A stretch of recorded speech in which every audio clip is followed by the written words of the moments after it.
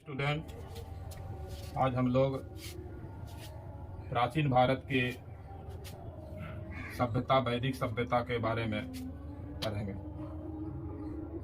जो वैदिक सिविलाइजेशन है, ये प्राचीन भारत की दूसरी सबसे प्राचीन सभ्यता है और 1921 ईस्वी के पहले ये भारत की सबसे प्राचीन सभ्यता थी और 1921 ईस्वी के बाद ये भारत की दूसरी सबसे प्राचीन सभ्यता है। जो वैदिक सभ्यता है, ये भी आद्य ऐतिहासिक काल की सभ्यता है। आद्य ऐतिहासिक काल उस काल को कहा जाता है जिस काल के इतिहास का अध्ययन करने के लिए हमारे पास लिखित स्रोत तो है, लेकिन उस लिखित स्रोत को आज तक हम लोग पढ़ नहीं सके। जैसे सिंधु सभ्यता की लिपि, और अगर पढ़ भी लिए उसकी सत्यता, उसकी ऐतिहासिकता पर प्रश्न चिन्ह कि उसमें कितना सत्य लिखा हुआ है। और वैदिक सभ्यता को पढ़ने के लिए जो हमारे पास में स्रोत है वो है वैदिक साहित्य। और वैदिक साहित्य के अंतर्गत वेद है, ब्राह्मण ग्रंथ है, आरण्यक ग्रंथ है और उपनिषद ग्रंथ। इस वैदिक साहित्य को पढ़ तो हम लोग लिए, लेकिन उसकी ऐतिहासिकता और सत्यता पर प्रश्न चिन्ह है। जो वैदिक सभ्यता है 1500 BC से 600 BC, इस सभ्यता को दो भाग में बांट के पढ़ा जाता है। 1500 से 1000 BC ये ऋग्वैदिक सभ्यता है या पूर्व वैदिक सभ्यता, और दूसरा 1000 BC से 600 BC इसको उत्तर वैदिक सभ्यता कहते हैं, लेटर वैदिक पीरियड। जो वैदिक सभ्यता है उसके निर्माता आर्य माने जाते हैं, और आर्य इस सभ्यता के निर्माता थे, इसलिए इस सभ्यता को हम लोग आर्य सभ्यता भी कहते हैं। आर्य के मूल निवास स्थान कहां था, इस बारे में विद्वानों के बीच मतभेद है। और आर्यों के मूल निवास स्थान के बारे में हालांकि विद्वान अपनी अलग अलग राय दिए हैं, लेकिन सर्वमान्य जिनको माना जाता है, जिनके मत को अधिकांश विद्वान स्वीकार किए हैं, वह है जर्मनी के विद्वान मैक्स मूलर। और मैक्स मूलर के अनुसार आर्य मध्य एशिया के बैक्टीरिया प्रदेश के मूल निवासी थे। और मैक्स मूलर के अलावे भी कुछ अन्य विद्वान की मान्यता को जानना होता है, जिनमें भारतीय विद्वान लोकमान्य बाल गंगाधर तिलक अपनी पुस्तक Arctic home of the Vedas में आर्यों का मूल निवास स्थान आर्कटिक प्रदेश यानी 66.5 डिग्री नॉर्थ लेटीट्यूड के क्षेत्र को माना। और भारतीय विद्वान दयानंद सरस्वती आर्यों का मूल निवास स्थान तिब्बत का पठार या पामीर का पठार माना। और वैदिक सभ्यता जो आर्य की सभ्यता के नाम से जाना जाता है, आर्य को इसका संस्थापक माना जाता है। आर्य लोग भारत के मूल निवासियों के लिए कुछ शब्द इस्तेमाल किए। आर्य का अर्थ श्रेष्ठ होता है, कुलीन होता है, सभ्य होता है, शिक्षित होता है।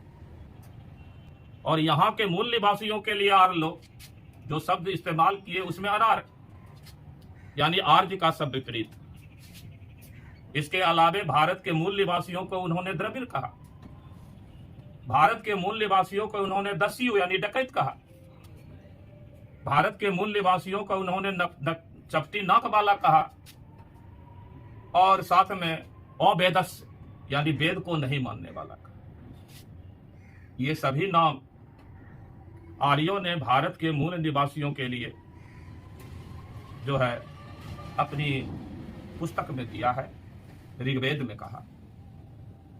और इस वैदिक सभ्यता को जानने के लिए जो हमारे पास में स्रोत है उसको वैदिक साहित्य बोलते हैं, वैदिक ग्रंथ बोलते हैं।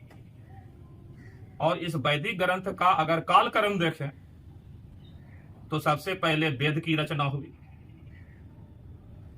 फिर ब्राह्मण ग्रंथ की रचना हुई, फिर अरण्यक ग्रंथ की रचना हुई और अंत में उपनिषद ग्रंथ की रचना हुई। और वेद का भी कालक्रम देखें तो सबसे पहले ऋग्वेद, फिर यजुर्वेद, फिर सामवेद और अंत में अथर्ववेद। और ये वैदिक स्रोत में जो वेद है,